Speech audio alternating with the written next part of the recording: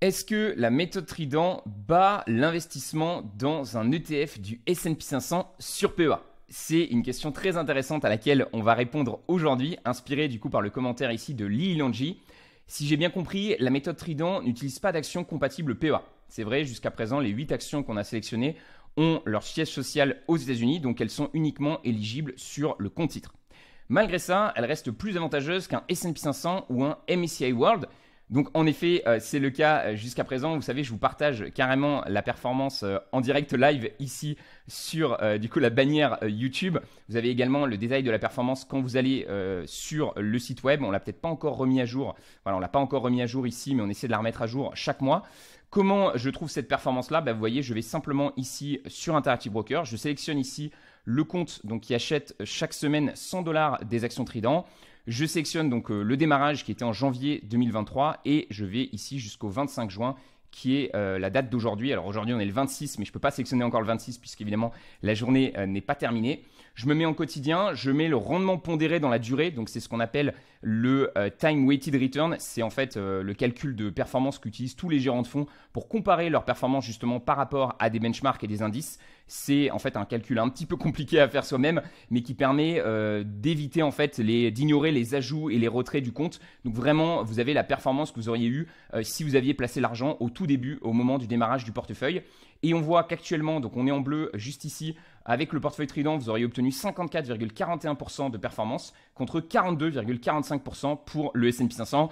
Donc dans tous les cas, on est vraiment sur des performances qui sont excellentes. Vous le savez, en bourse, on vise plutôt 10% par an. Là, on est à peine, on est sur 1 an et demi de performance et on est à 50%. Donc clairement, c'est exceptionnel et ça ne sera pas toutes les années comme ça. Mais ça fait plaisir et je suis assez content de voir qu'on a pour l'instant battu le S&P 500. On avait vraiment creusé l'écart en 2023. Vous voyez, on avait un écart qui était vraiment important entre 38 et 19 ici. Et là, en 2024, on se fait un petit peu rattraper. C'est ce qu'on voit d'ailleurs ici. Vous voyez que year to date, le S&P 500 est à 14% alors qu'on n'est qu'à 9% sur le portefeuille Trident. Donc on ne pourra pas le battre chaque année. À nouveau, l'objectif, c'est de le battre sur une longue période de temps. Et on voit que c'est le cas puisque depuis le début, on a même une performance un peu plus importante ici. Alors moi, je ne le mets pas depuis le début. Je sais qu'il y a des gens qui vont me poser la question en commentaire. Je ne mets pas depuis le début parce que en fait, le portefeuille, vous voyez, je l'ai ouvert en décembre. Mais en réalité, en décembre, je n'avais pas encore acheté d'actions. Donc évidemment, ça fausse les calculs puisqu'en plus, en décembre, le S&P 500 avait chuté. Donc à nouveau, je sélectionne bien la date ici de départ du 2 janvier pour avoir les bonnes performances. Ensuite, je vais prendre ces performances-là, je vais les mettre ici sur un petit fichier sheet.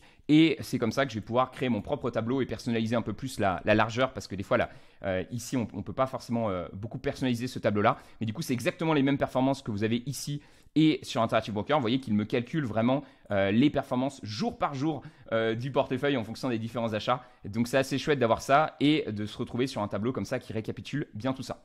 Donc en effet, jusqu'à présent, on a une surperformance, vous voyez 54,41% pour le portefeuille Trident contre 42,45% pour le S&P 500. On peut descendre tout en bas pour avoir justement le petit calcul que j'ai fait ici pour savoir quel est ce pourcentage de surperformance. On voit qu'on est à 11,96% de performance.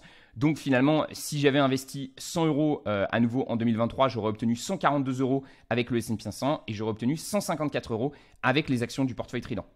Donc voilà, c'est une surperformance qui est plutôt sympa, de 12% environ.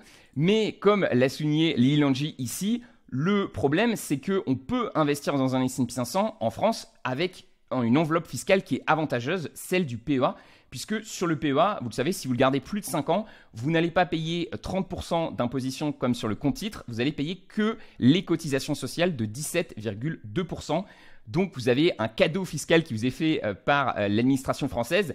Bien sûr, ce cadeau fiscal n'est pas gratuit. Il y a des conditions à respecter pour pouvoir profiter de cette fiscalité avantageuse. Notamment, il faut donc être sur PEA. Il faut le garder plus de 5 ans. On ne peut investir que dans des entreprises qui ont leur siège social en Europe.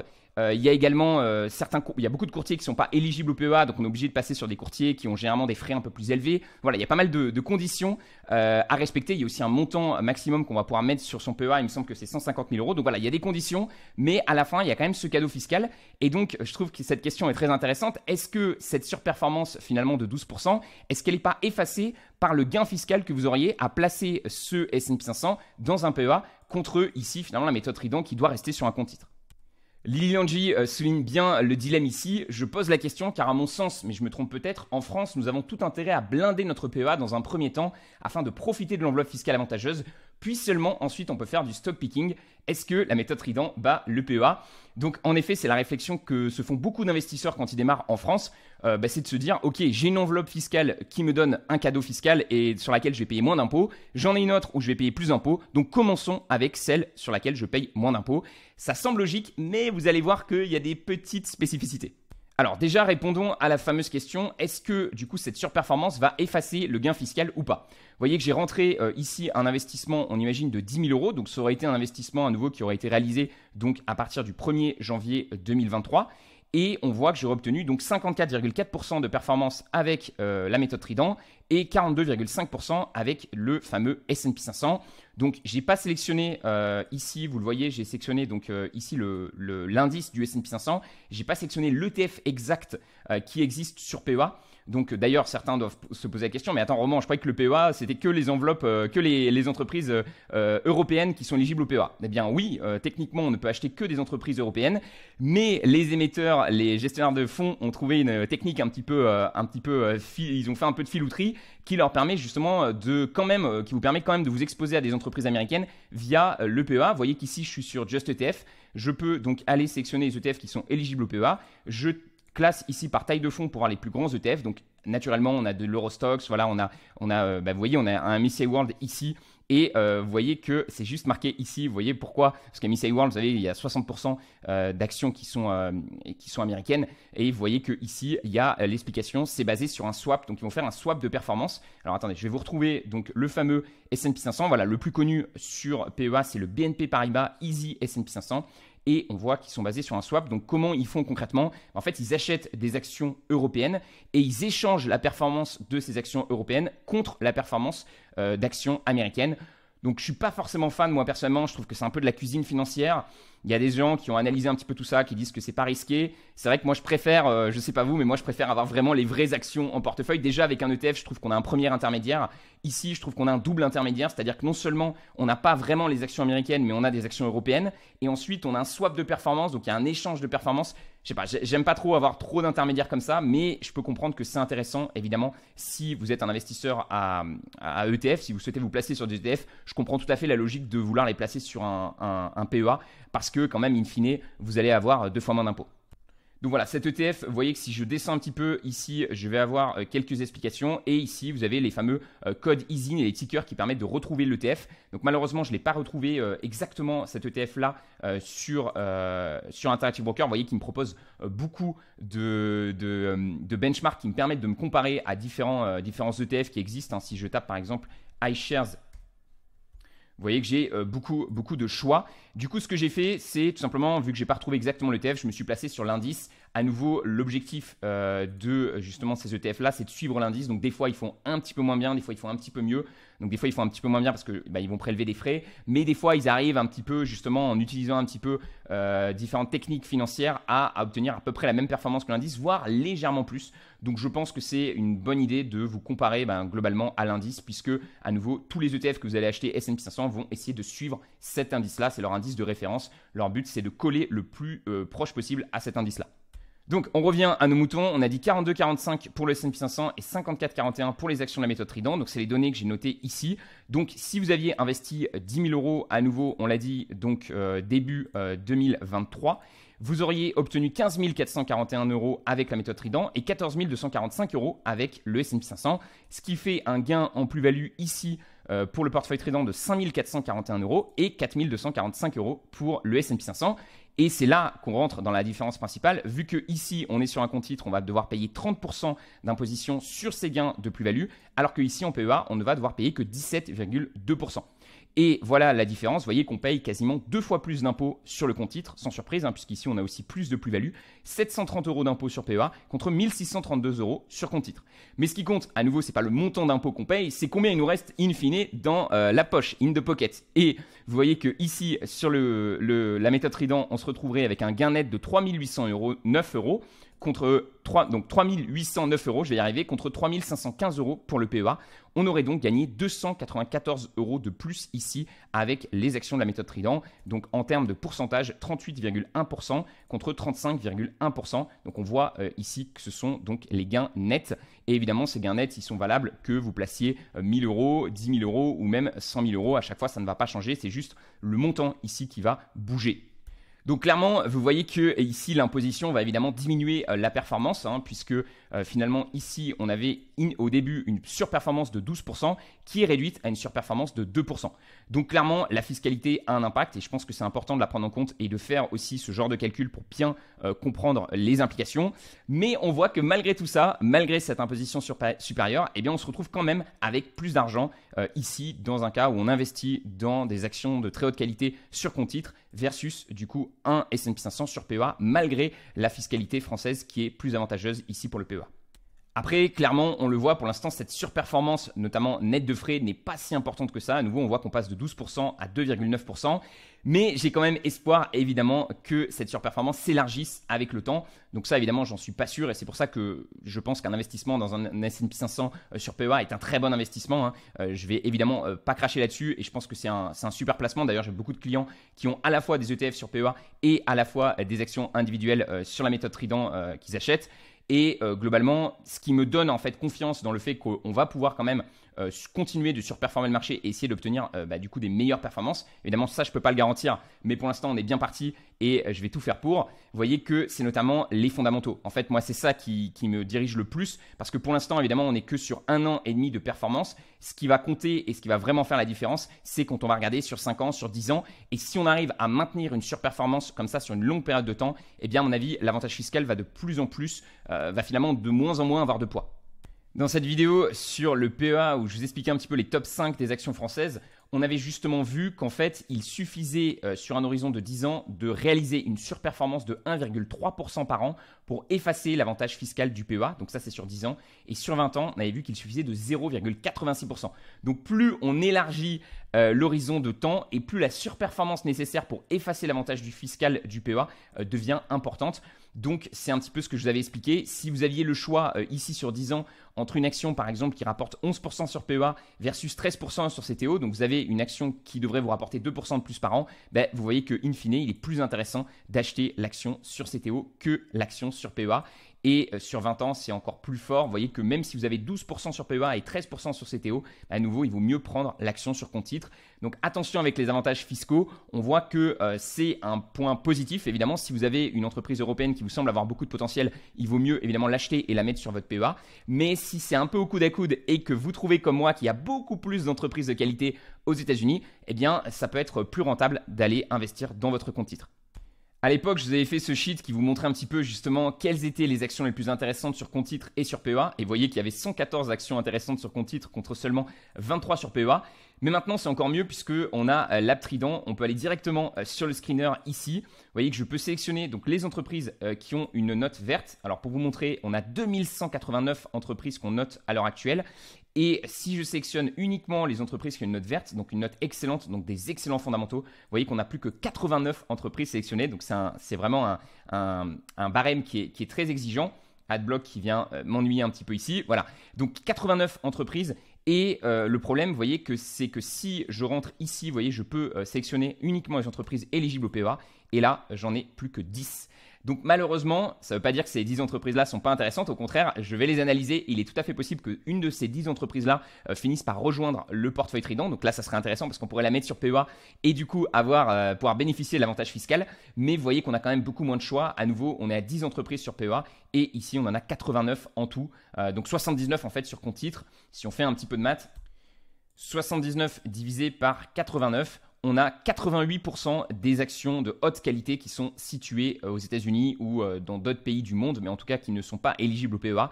Et donc seulement 88 moins 100, j'aurais pu le faire de tête, 12% qui sont éligibles au PEA. Et c'est pour ça que jusqu'à présent, sur les 8 entreprises que j'ai sélectionnées dans le portefeuille Trident, pour l'instant, les 8 sont situées aux États-Unis et uniquement éligibles sur compte titre.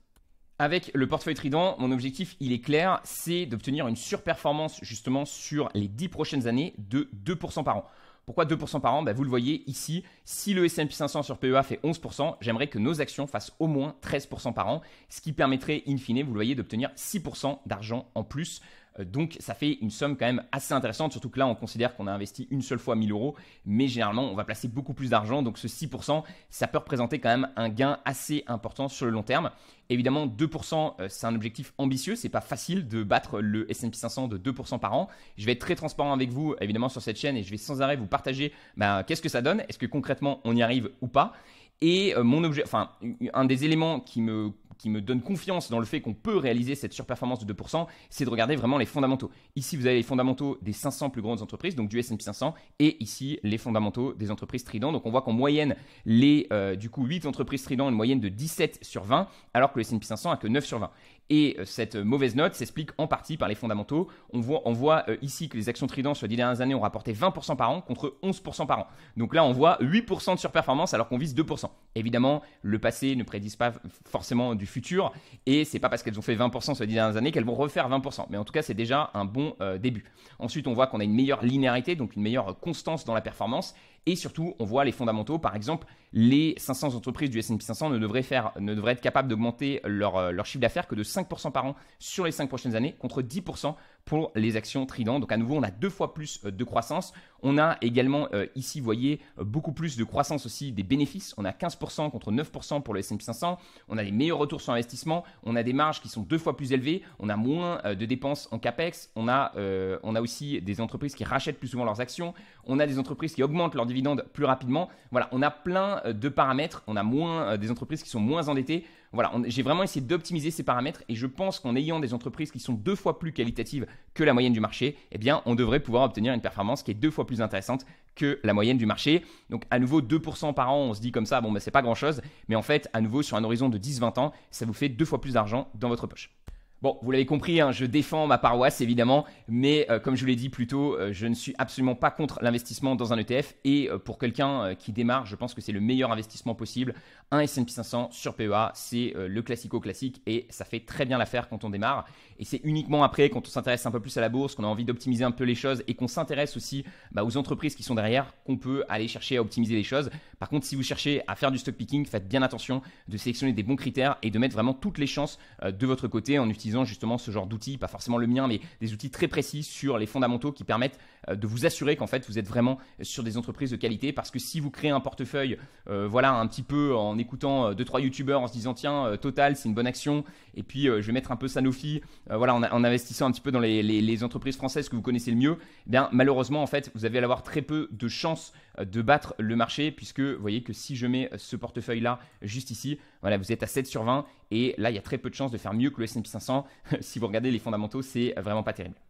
Je termine avec les fameux dividendes parce que je sais qu'en commentaire je vais avoir des gens qui vont me dire ça, Roman, et les dividendes ils sont plus imposés aussi sur compte titre que sur PEA. Alors c'est vrai que quand vous achetez ici un ETF donc sur PEA, généralement vous allez sélectionner un ETF qui est dit accumulant.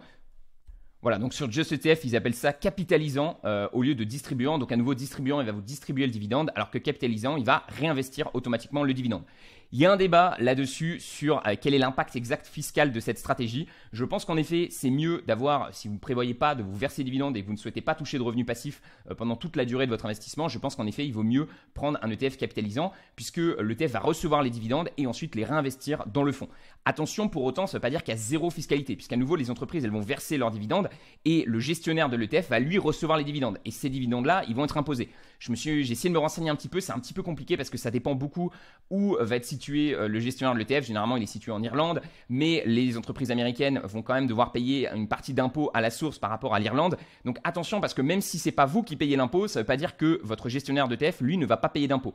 Donc pour moi, il faut faire un petit peu attention à ça. Je pense qu'il y a quand même un avantage, une optimisation fiscale, surtout que évidemment, ces gestionnaires de fonds, ils reçoivent des milliards en dividendes, donc ils peuvent aussi les placer en attendant, donc optimiser un petit peu les choses. Donc clairement, je pense qu'il vaut mieux prendre un capitalisant. Par contre, c'est faux de dire que voilà, en capitalisant, j'aurai zéro impôt sur les dividendes. C'est juste que vous n'allez pas concrètement voir cet impôt-là. Alors que quand vous le recevez soit via un ETF distribuant, soit en investissant comme moi directement dans les actions, là évidemment, vous allez payer des impôts. Vous voyez que ici, je suis sur les dividendes qu'on a reçus donc sur le portefeuille Trident 2.0. Donc c'est pas mal, on voit qu'on est en évolution.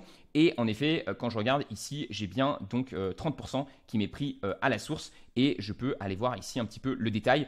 Donc là, moi, c'est parce que je suis résident mauricien, j'ai directement les 30% qui me sont ponctionnés à la source. Si vous êtes résident français, en fait, vous allez vous faire prélever 15% à la source aux États-Unis et lors de votre déclaration fiscale, la France vous reprendra 15%, ce qui ferait in fine toujours pareil 30% d'imposition. Donc c'est vrai que j'ai pas pris cette imposition en compte dans les calculs ici puisque c'est vraiment une performance qui est calculée par mon courtier et à mon avis les dividendes ne sont pas pris en compte, la fiscalité sur les dividendes n'est pas pris en compte ici dans cette performance. Mais honnêtement, je pense que ça changerait vraiment pas grand-chose puisque, vous le savez, on investit dans la méthode Trident sur les actions qui, certes, versent des dividendes, mais la grande partie des gains qu'on va pouvoir faire avec ces actions, les dividendes, c'est un peu la cerise sur le gâteau, ça nous permet d'avoir des revenus passifs, ça nous permet d'avoir des informations sur l'entreprise, notamment sa capacité à générer des profits supplémentaires. Puis c'est toujours agréable de recevoir, même si c'est des petits montants, vous voyez, des 4 euros, des 3 euros, toujours agréable de recevoir la petite notification en disant « Ok, mon entreprise va bien, elle continue de générer des profits et de m'en reverser une partie ». Vous le savez, la grande majorité des gains, quand vous êtes positionné sur des actions de très haute qualité, vont venir de la plus-value. Moi, je dis souvent, c'est 90% des gains qui vont provenir de la plus-value, en particulier quand vous démarrez.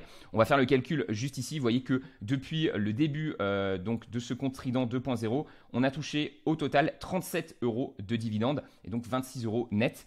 Donc ce 37 euros, on peut le comparer aux gains totaux qu'on a fait ici sur le compte qui sont de 1784 euros. Donc vous voyez, les dividendes, c'est pas grand-chose, surtout au démarrage d'un portefeuille. On a donc 37 divisé par 1784. On voit que les dividendes n'ont rapporté que 2%. Donc vraiment, voilà, il y a 98% de la performance qui est provenue ici des gains en plus-value jusqu'à présent sur ce 1 an et demi de performance. Donc honnêtement, je ne sais pas trop comment je pourrais prendre en compte l'impact fiscal du dividende ici et dans tous les cas, il serait complètement négligeable. Ce qui va vraiment compter, ça reste quand même cette performance totale et elle prend quand même en compte les dividendes. C'est ça où je ne suis pas trop sûr. S'il y a des experts en commentaire, vous pourrez peut-être me dire. Je pense que le Time Weighted Return prend évidemment en compte les dividendes puisqu'il prend en compte chaque investissement qui est fait et également les distributions. C'est juste qu'il ne va pas forcément prendre en compte la fiscalité qui est appliquée sur le dividende. Mais à nouveau, l'impact ici serait minime. Peut-être qu'on passerait de 11,96 à 11,5% de surperformance. Dans tous les cas, on serait quand même en surperformance. Voilà les amis, cette vidéo était un petit peu longue mais j'espère qu'elle clarifie bien les choses et qu'elle vous permet de voir concrètement ce qu'on peut obtenir comme performance en sélectionnant des actions de haute qualité. À nouveau, je vais toujours vous dire la même chose, j'essaie de faire le maximum et je serai transparent avec vous, même si on sous-performe à un moment le S&P 500, je vous en parlerai, je vous dirai, bah tiens, il y a une erreur ou ça se passe mal en ce moment. Je pense qu'on ne peut pas le surperformer chaque année. Mon objectif, c'est, voilà, sur 3 années, je crois que c'était François Rochon qui disait ça, il disait une année sur 3, je n'arrive pas à battre le S&P 500. Mais si vous arrivez à le battre 2 années sur 3 et que les années où vous le battez de beaucoup de pourcentage, à nouveau, in fine, sur 10 ans, vous pouvez retrouver avec des très belles performances, même si fiscalement, la France ne vous donne pas forcément l'avantage. Et je conclurai d'ailleurs en disant que attention, parce que ce 30% d'impôt, j'ai considéré que quoi qu'il arrive, on avait 30% d'impôt, mais il existe, vous le savez, beaucoup de niches fiscales et d'optimisation qui sont possibles de faire en France. Donc par exemple, si vous quittez la France et que vous devenez résident d'un autre pays, alors là-dessus, je suis en train de me renseigner par rapport avec des avocats, etc. Mais il semble que si vous déplacez votre compte Interactive Broker, par exemple, vous allez habiter, je sais pas, en Belgique, en Suisse, n'importe où ailleurs, eh bien finalement, ça va effacer vos plus-values et vous allez être imposé sur les plus-values, mais uniquement dans votre pays de résidence. Et il y a plein de pays, moi je suis à Maurice, qui sont à 0%. Donc là, vous pouvez effacer complètement l'imposition et retrouver du coup tous vos gains en plus-value. Donc ça pourrait être une première stratégie. Une autre stratégie dans l'héritage que j'ai entendu récemment aussi, c'est que si vous léguez votre compte titre à un enfant, les plus-values sont réinitialisées. Donc c'est-à-dire que vous repartez à zéro. C'est-à-dire que techniquement, vos enfants ont 0% à payer. Donc c'est-à-dire que s'ils prennent les actions et qu'ils revendent tout de suite, dès qu'ils ont eu leur compte, pareil, ils vont payer 0% d'impôt sur ces plus-values-là, puisque on va remettre leur prix d'achat au même prix, enfin au prix actuel de l'action. Donc là aussi, vous voyez, il y a quand même pas mal d'astuces aussi pour diminuer les impôts. Et c'est pour ça que pour moi, même si c'est important évidemment de les prendre en compte dans le calcul, faites attention parce que ce n'est pas dit que vous allez vraiment payer ces 30% d'impôts. Peut-être que in fine, notamment si comme moi, vous commencez à avoir des gros gains en plus-value, vous allez peut-être jouer un petit peu sur des optimisations qui vous permettront de payer aussi un petit peu moins d'impôts. Voilà, j'espère que cette vidéo vous a plu en tout cas les amis. C'était Romain, je vous donne rendez-vous dans la prochaine et je vous souhaite de bons investissements, que ce soit dans des actions individuelles ou dans des ETF sur PEA.